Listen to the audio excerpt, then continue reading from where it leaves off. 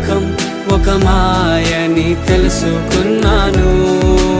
ఏది నా సొంతం కాదనుకున్నాను.